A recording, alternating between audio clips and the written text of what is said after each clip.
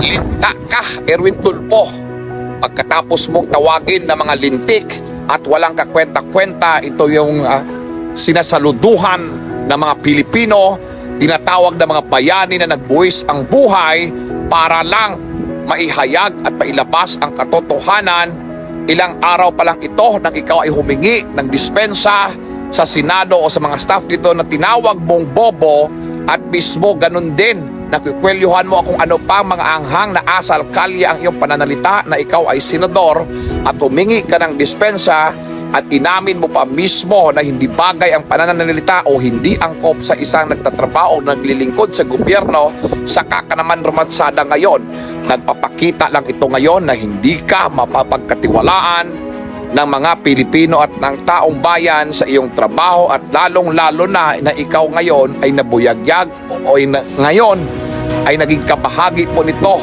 na hindi po natatanggal sa isipan ng bawat Pilipino na ikaw ay nabahiran at tumanggap ng mali-malitang pera, at habang ito patuloy mong iniiwas at hindi po sila bibigyan ng pagkakataon na mailahad muli at iyong ipatawag, marami ka pang kondisyon bago po sila isasalang. Dito ngayon, Erwin Tulfo, makikita at aming matutungihan kung ano talaga ang interes na iyong pinaglalaban, kung kami ba na mismo ninakawan na ng taong bayan, at tanghaling tapat kitang-kita dito na gusto namin ng katotohanan at patuloy mong iniiwas. Masakit ngayon ang nararamdaman mo sa tuwing nagsasalita kayo na hindi na kayo pinaniniwalaan.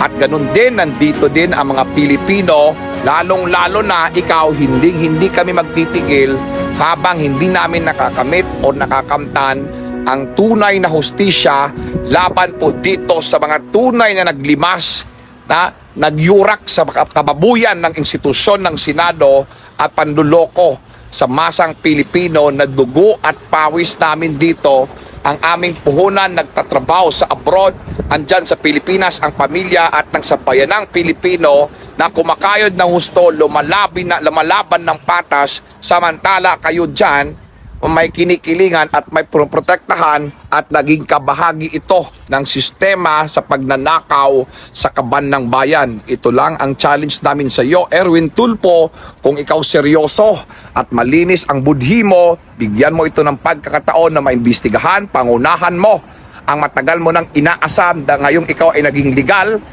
na ikaw ay Blue Ribbon Chairman o ng committee dyan sa Senado. Ito na ang pagkakataon na linisin ang pangalan mo. Pero tandaan mo, hindi ka namin tatantanan, babantayan po namin ang bawat galaw mo, at bawat galaw mo dito ay sigurado nandyan ang pamilyang Pilipino na tatabla sa iyo, at lalong-lalo na wala kang karapatan para babuyin ito at mismo tawagin ng mga lintik ito at mga walang kwenta ang mga bayani na minsan pinitingala ng taong bayan na nagpoprotekta sa iyo at sa seguridad ng bansa. Ikaw ay tunay na linta, at lalong-lalo na kung patuloy mo itong ililihis ang tunay na problema.